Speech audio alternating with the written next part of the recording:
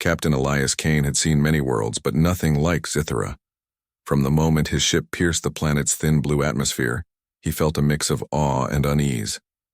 Jagged mountains stretched toward the sky like the spines of sleeping beasts.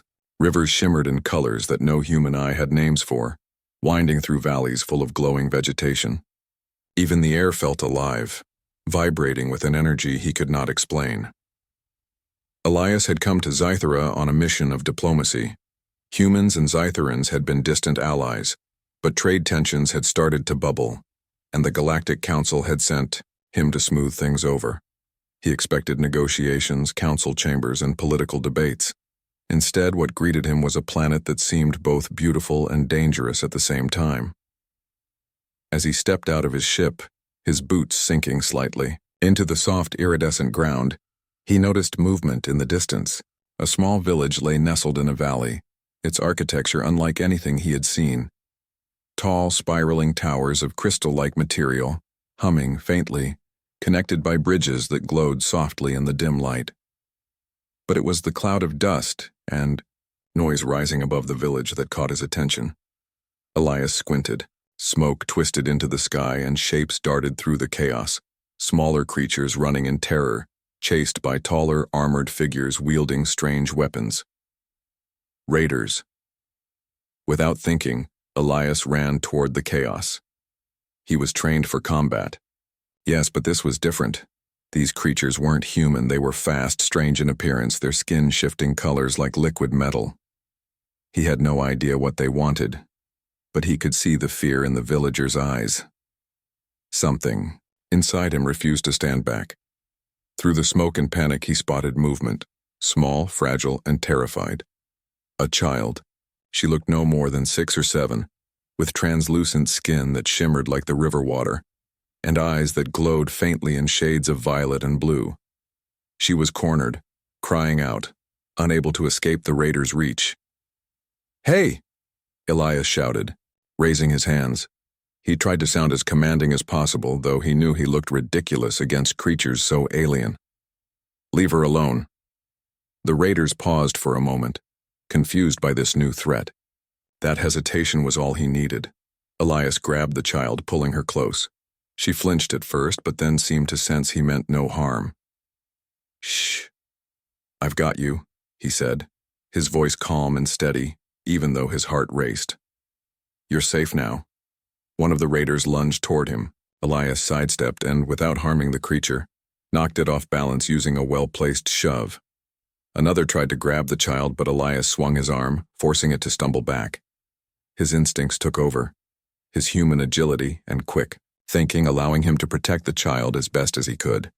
The raiders, frustrated and confused by this one human who dared defend the vulnerable, eventually retreated.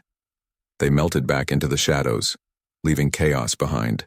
The villagers peeked out from hiding, wide-eyed, unsure if they should be grateful or terrified of this strange human who had suddenly appeared.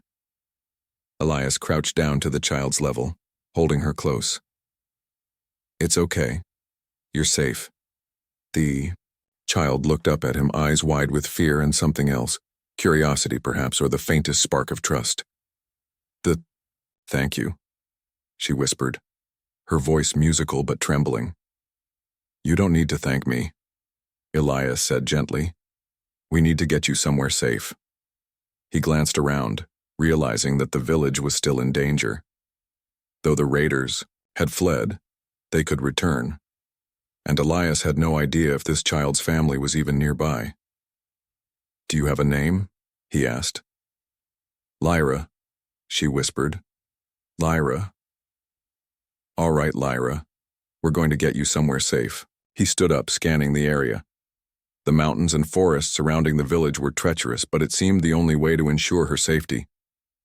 As they moved toward the tree line, Elias noticed something else. An imposing figure watching from the distant heights of a crystal tower. A woman, tall and regal, with silver-blue skin and eyes that shone like twin stars. Her gaze seemed to pierce through him, analyzing every move, judging every decision. Elias did not know it yet, but this was Queen Scifi, the ruler of Zythera. She had been observing him from the moment he landed. His actions, Protecting the vulnerable child without hesitation, confronting danger despite overwhelming odds, had caught her attention. She rarely interfered in the affairs of the lower valleys, yet she felt compelled to witness this human's character firsthand. Elias did not see her now, only sensing an almost electric feeling in the air, as if the planet itself recognized the importance of this moment. He tightened his grip on Lyra's hand. "Come on, we can make it," he said. Together they began the careful trek toward the sanctuary that he hoped awaited in the next valley. The journey was slow. The terrain was uneven, and the air buzzed with alien energy that made his head throb slightly. Lyra clung to him, her small hands trembling, but gradually she seemed to relax, sensing his steady presence. Elias talked to her quietly, telling her about Earth, about humans, about hope. Night began to fall and the twin moons of Zithera rose, casting silver light across the alien landscape. Shadows stretched long and strange, twisting in the dim glow. Elias knew the journey ahead would only get harder, but he refused to let fear dictate his actions. Somewhere in the darkness, Queen Serafa watched silently. Her interest in this human was no longer curiosity. It was fascination. Few humans had ever shown such courage, such instinctive protection for the innocent. She had a feeling that the story of this man and this child would shape the future of Zithera itself. Elias and Lyra pressed on, unaware of the full magnitude of what lay ahead. But for now, one truth was clear. In a world so alien and dangerous, humanity had a spark that could shine brighter than any star, and Elias Kane, protector of the helpless, was about to prove it. The first rays of Zithera's twin suns stretched across the horizon, painting the valleys in shades of gold and violet. Captain Elias Kane had slept little, keeping watch over Lyra as she rested curled beside him beneath the glow of a luminescent tree. Though he was exhausted, a sense of purpose filled him, stronger than fatigue. He knew the journey to safety was far from over. Lyra awoke to Elias's soft humming. Her violet eyes blinked sleepily as she peeked from beneath the glowing leaves. "Captain Kane," she whispered.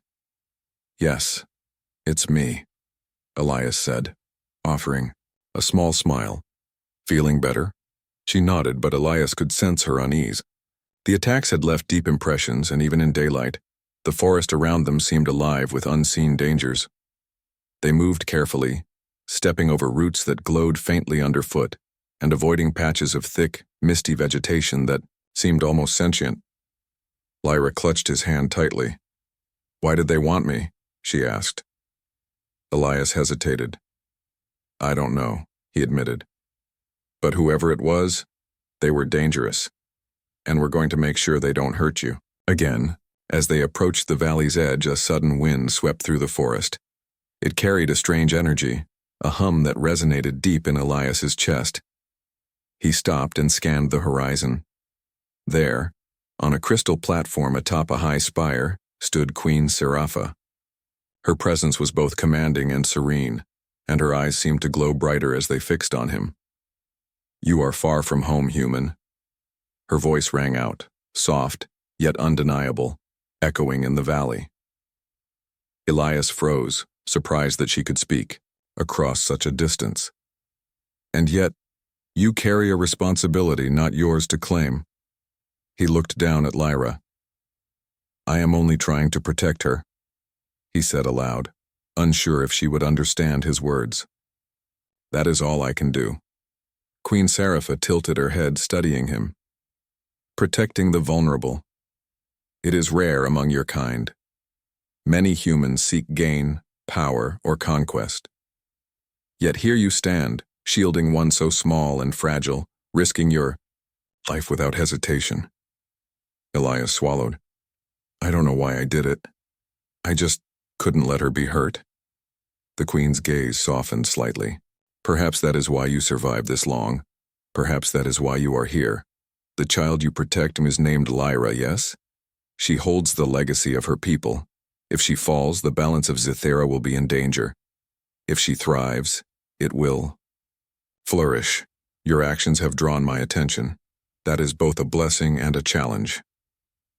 Elias took a cautious step forward. A challenge?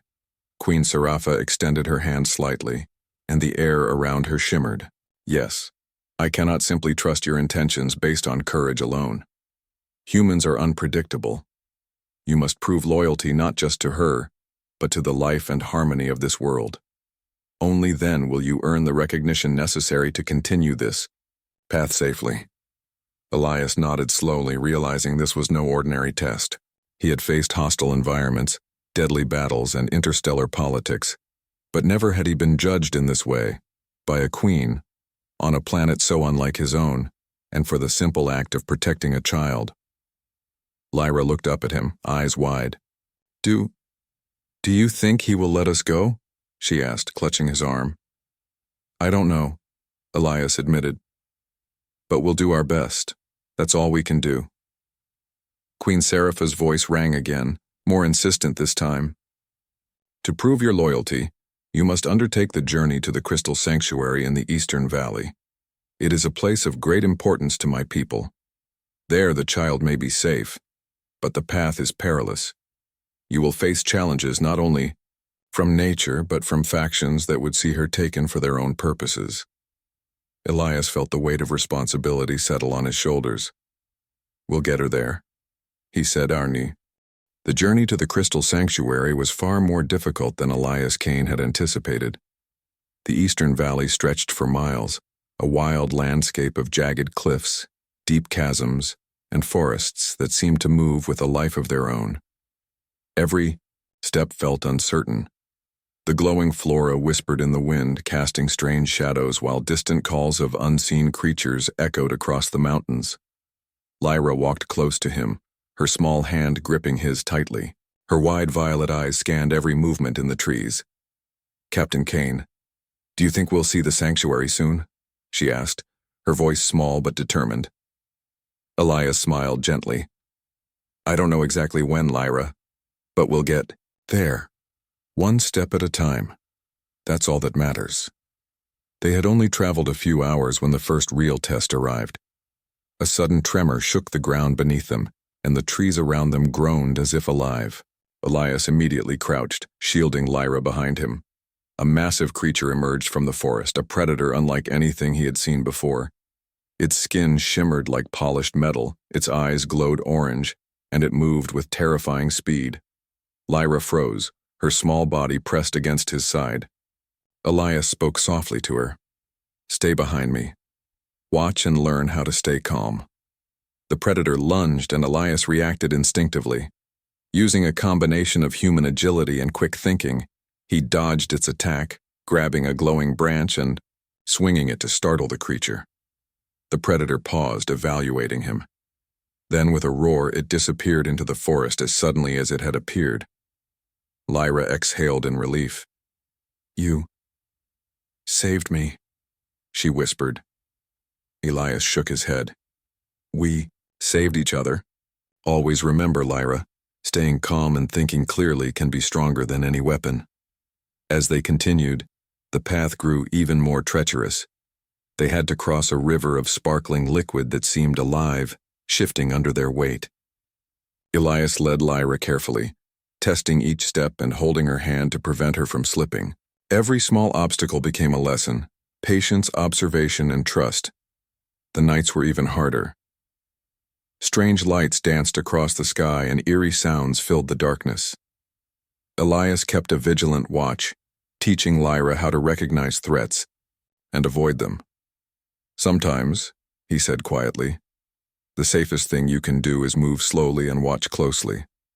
Rushing makes mistakes. It was during one of these nights that Elias noticed he was being followed. Shadowy figures moved silently in the distance. He had suspected rival factions from the Queen's warning, and now it seemed his fears were justified. Lyra, he whispered, stay close and don't make a sound. The shadows grew closer, revealing humanoid forms with jagged armor and glowing eyes. They were Zitharan mercenaries, clearly after the child. Elias assessed quickly. They were skilled, fast, and dangerous, but they had underestimated the human's resourcefulness. Using his environment, Elias set up small traps with fallen branches and glowing rocks. When the mercenaries advanced, they tripped, fell, and became disoriented. Elias grabbed Lyra, moving silently through a narrow pass, keeping the attackers confused and at bay. His human ingenuity, his ability to think in unpredictable ways, gave them the advantage. After hours of careful navigation, they reached a small plateau overlooking the valley. Elias set Lyra down, pointing to the distant mountains where the crystal sanctuary glimmered faintly. "See that? That's our goal. Tomorrow we start moving toward it." Lyra's eyes sparkled. "It's beautiful." "Yes," Elias said, "and it's worth every step to reach it." They camped there for the night, and Elias took time to teach Lyra small survival skills: how to identify safe plants, how to move silently, and how to read the signs of the land. She absorbed everything quickly, her young mind eager to learn. For Elias, it was a reminder of humanity's ability to adapt, to understand, and to protect. The next day brought new trials. A sudden storm rolled in, lightning splitting the sky and rain turning the ground into slippery mud. Elias and Lyra struggled to climb a narrow ridge, their progress slow but steady. At one point, Lyra slipped, but Elias caught her immediately, holding her tightly. "You won't let me fall," she said, her voice trembling. "I'll always try my best," he replied firmly, "and you have to trust me. Trust is as important as strength." Hours later, as the storm passed, they found themselves at the edge of a deep canyon. The crystal sanctuary lay on the far side, but the only way across was a narrow, unstable bridge of glowing crystal. Elias tested each step, then guided Lyra carefully. Her small hand in his made the journey steadier. Midway across, a distant roar echoed through the canyon. Elias froze, realizing the predators were following. His heart raced, but he focused, teaching Lyra to stay calm and move steadily. Together, step by step, they made it across, the shimmering bridge glowing under their feet. When they finally reached solid ground, Elias looked at Lyra and smiled. "We did it. One step closer." Lyra hugged him tightly. "Thank you for everything." Elias felt a warmth spread through him. Protecting her was no longer just a duty. It had become a bond, a lesson in courage, empathy, and patience. In her trust, he found his own strength renewed. From above, hidden among the cliffs, Queen Scifi watched. Elias's actions, the calm, under pressure, his ingenuity, his care for Lyra, impressed her more than any battle or display of power could. He was proving himself worthy not only of protecting the child, but of understanding the responsibility and loyalty required to walk Zithira's path. But the journey was not over. Many more challenges awaited: rival factions, natural dangers, and the tests that only Zithira itself could set. Elias knew the trials of loyalty were far from finished, yet for the first time he felt a deep connection to Lyra, to this world, and to the spark of humanity that allowed him to protect and endure. One step at a time, he was learning the truth: courage alone was not enough. Wisdom, patience, and heart would guide them to the crystal sanctuary, and only together could they survive what lay ahead. And as the sun set behind the jagged peaks, Elias Kane held Lyra close, ready for the trials yet to come, confident that his determination and humanity could face even the impossible. The crystal sanctuary glimmered in the distance like a beacon of hope. Its towers reflected the sunlight, casting dancing lights across the valley. Elias Kane and Lyra stood on the ridge overlooking it, hearts pounding with a mixture of relief and anticipation. After days of treacherous travel, they had almost reached safety. "Look, Captain Kane," Lyra whispered, pointing. "We're so close." Elias nodded, scanning the surrounding terrain. Despite the sanctuary's beauty, danger was never far away on Zithira. The air felt tense, almost alive, humming with energy that hinted at both promise and threat. "Almost," he said cautiously. "But we have to stay alert. There's still a long way down, and I'm sure we're being watched." Lyra nodded, silently gripping his hand tightly. Together they began the descent, moving carefully down the rocky path toward the sanctuary. Each step was deliberate, every sound analyzed. Suddenly, a distant rumble shook the ground beneath them.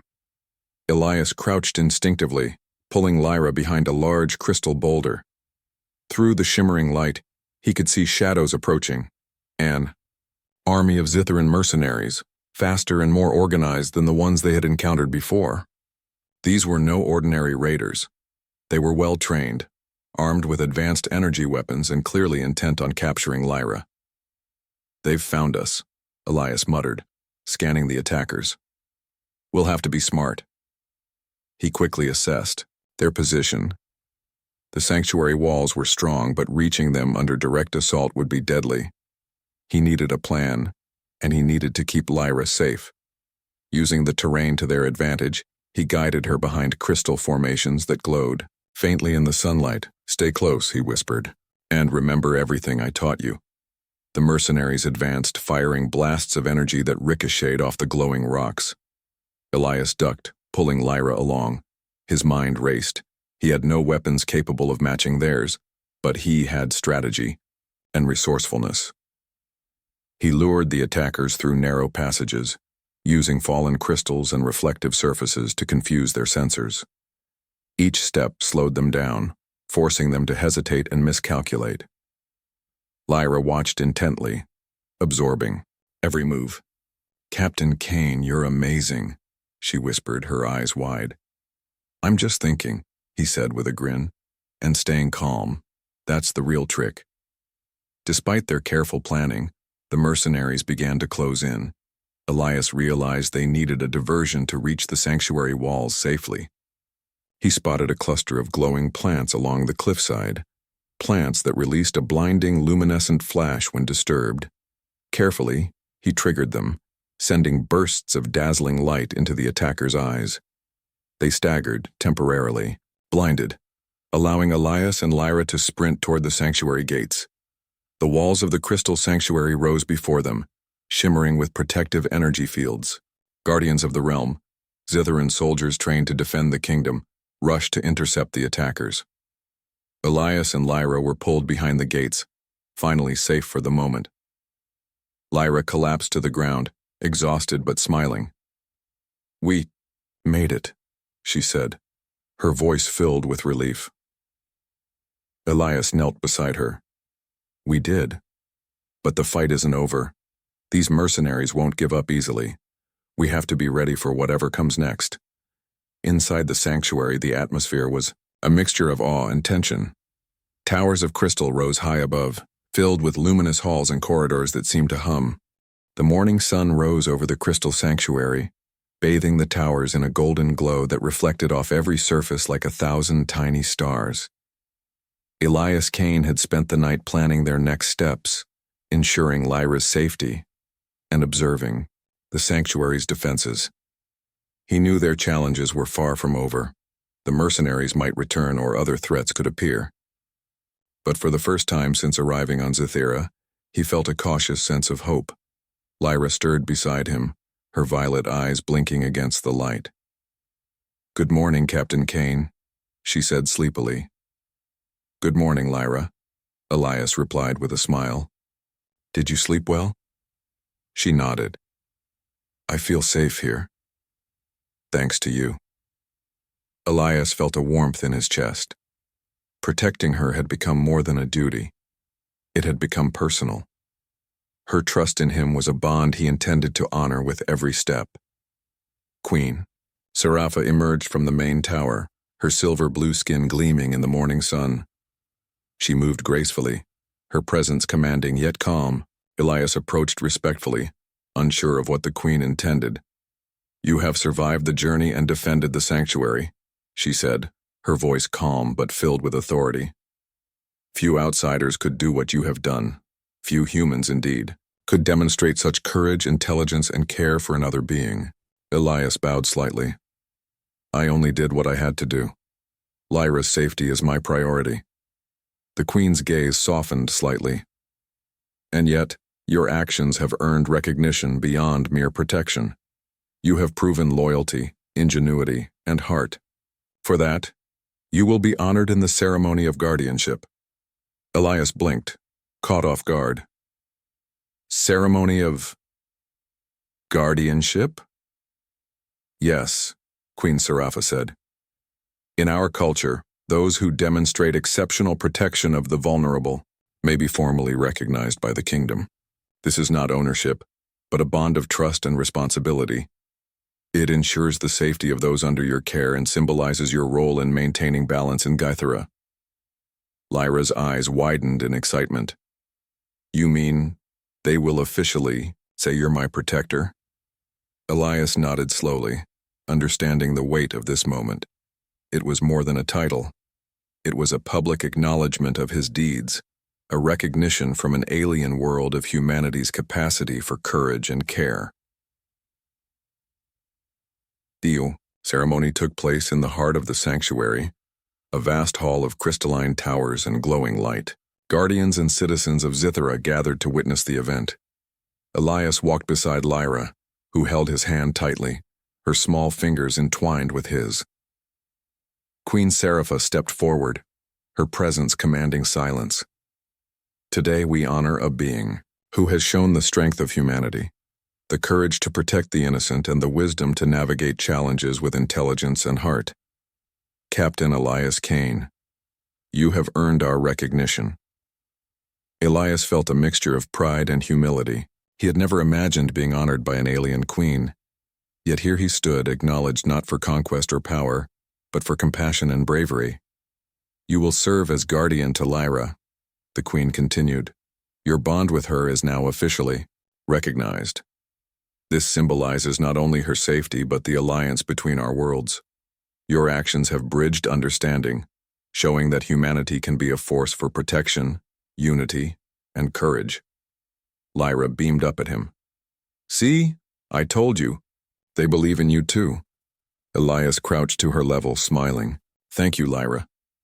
But remember, it's not just about recognition. It's about keeping promises and doing what's right, even when it's hard. The queen's gaze met his again, her eyes shining with quiet admiration. Few outsiders could achieve what you have, Elias Kane. Few could earn not only the trust of a child but the acknowledgement of an entire kingdom. You have shown the power of human determination and heart. We welcome you among our guardians, not as a ruler but as a protector, a bridge, and a symbol of hope. The hall erupted in applause, the sound echoing against the crystalline walls. Elias stood tall, though he remained humble, understanding that the recognition was not an end but a responsibility. He looked at Lyra, who smiled up at him with trust and admiration, and felt a renewed determination to live up to the title he had been given. After the ceremony, Queen Scifi approached him privately. Elias, your journey has shown that humans can achieve greatness not through domination or force but through care, intelligence, and bravery. You have inspired not only Lyra but the people of Zythera. Elias nodded, absorbing her words. Thank you, Your Majesty. I will continue to protect her, and I will honor this bond, I promise. Queen Scifi studied him, her eyes thoughtful. There are still challenges ahead, but I believe you are capable. Humanity has potential that surprises even those of us who have lived for centuries. You are proof of that potential.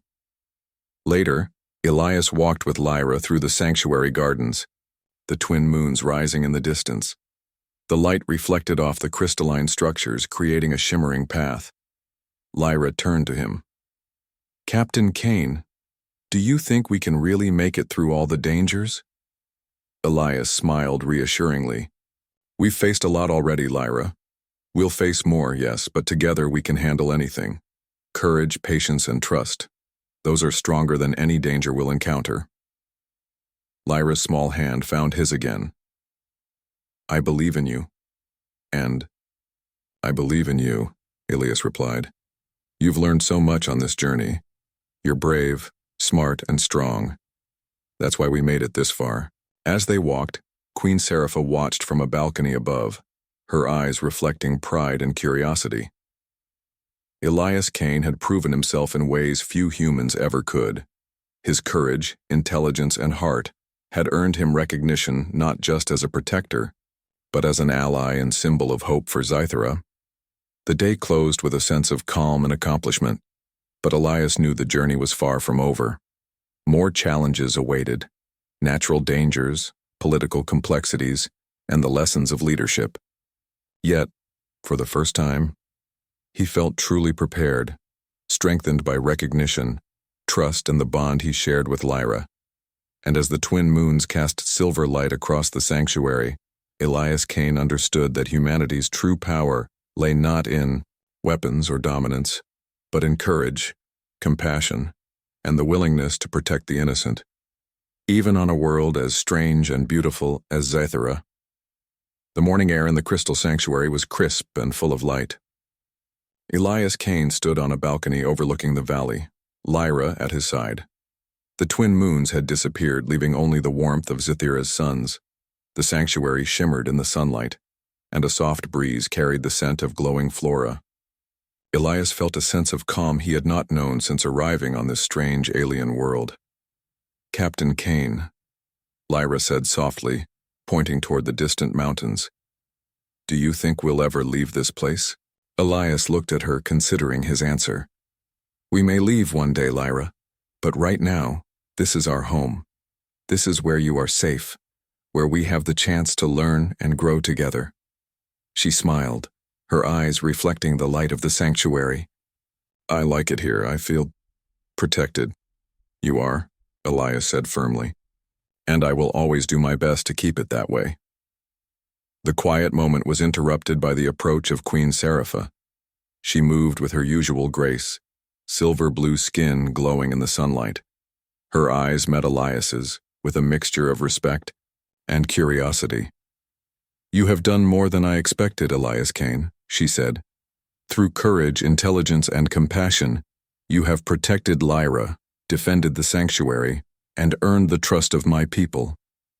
You have shown humanity at its best." Elias nodded, feeling the weight and honor of her words. "I only did what any human should do: protect the innocent, face danger when it threatens them." The Queen smiled faintly. "Few humans act as you have. Your actions will be remembered not only by this generation but by those who follow. You have created a new bond between our worlds, a symbol of hope and unity. Lyra is safe because of you, and through you, humanity has proven its value." Lyra looked up at the Queen. "She says I'm safe because of him," she said proudly, "and he says I'm brave too." Elias chuckled. "You are, Lyra, braver than anyone I've ever known." The Queen gestured toward the sanctuary's main hall. "Come with me. There is something you must see." Inside, the hall was filled with citizens of Scythera, guardians and scholars. At the center, a glowing crystal pedestal reflected beams of light across the room. On it lay an ancient scroll, inscribed with symbols that shimmered like fire. The Queen motioned for Elias and Lyra to step forward. "This scroll," she said, "records the recognition of all guardians throughout our history. Today, your name will be added, Elias Kane. Your deeds will be remembered alongside those who have protected life and upheld the values of courage and loyalty. Your bond with Lyra will be part of Scythera's history forever." Elias approached, slowly, awe in his eyes. He could hardly believe that a human, himself, was being honored in an alien world in this way. He placed his hand on the scroll, feeling the energy of centuries of guardianship. It was humbling, inspiring, and affirming. "You see, Elias," the Queen continued, "protecting life is the highest honor. It is not power, conquest, or wealth that defines greatness. It is courage, compassion, and loyalty. You have demonstrated all of these qualities. This is why humans, though rare among the stars, are so valued. You have proven the best of your kind." Lyra hugged him tightly. "I'm proud of you," she whispered. Elias hugged her back, feeling a warmth and pride unlike anything he had ever experienced. "And I'm proud of you, Lyra. We did this together." Days passed and the sanctuary settled into a peaceful rhythm. Elias Turer,